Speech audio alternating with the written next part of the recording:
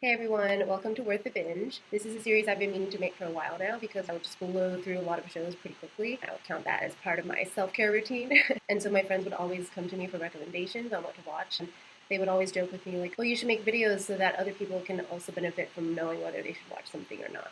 So that's why I'm starting this.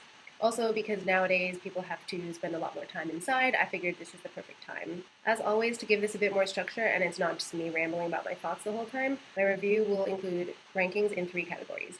The first is visuals/aesthetics. I really like to pay attention to details in terms of what they decided to include, and that really enhances the whole experience. Also, because one of my best friends is in the film industry, and ever since that happened, I've really just started to pay a lot more attention to cinematography and decisions based around that.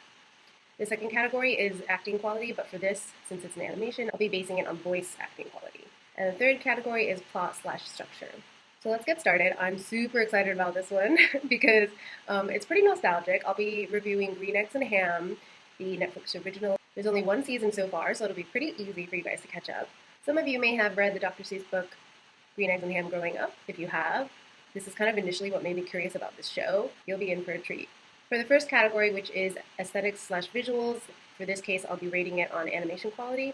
I'll give it a 5 out of 5. I loved it. They did a great job. There's a lot of little things to pay attention to. Pretty much every single second of every episode, you'll be laughing at either something that you see or something that you hear, and there is a lot going on. So it's not one of those shows where you can sort of just kick back and relax. You honestly have to pay attention to get the full experience because they really do put a lot of time and effort into little things that you'll appreciate.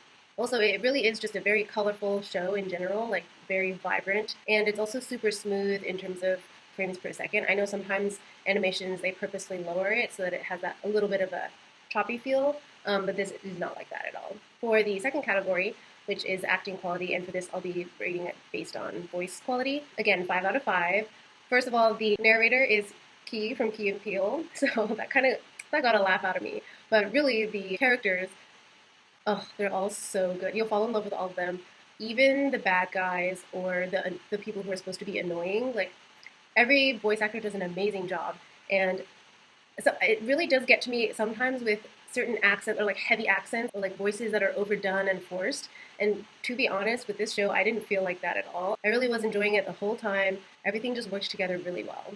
For the third category, which is plot/structure, I'm also going to give it a 5 out of 5. I was laughing the whole time. It's very entertaining every single episode. They also structure it where each episode is around like a certain theme taken from the book, because this is, I think, 13 episodes long. And they did a great job expanding this universe and world into a show, because obviously the book isn't super long. I mean, it is a kid's book, right? But as an adult, you will enjoy this so much. Like, there's a lot of jokes built in there that you will appreciate, and it's definitely not just for kids. Although watching it with your kid will also be entertaining. In terms of my general recommendation on whether you should watch this or not, I'm definitely going to say yes. If not for any reason than the nostalgic factor, even if you've never read Dr. Seuss, you will still love this show. It's super heartfelt, and yeah, they were very clever with how they built out everything within the storylines. One of the executive producers was Ellen, so yeah, it was great. They did renew it for a second season, so watch out for that. That's it for this review of Green Eggs and Ham. I hope this helps, and see you guys next time. Bye!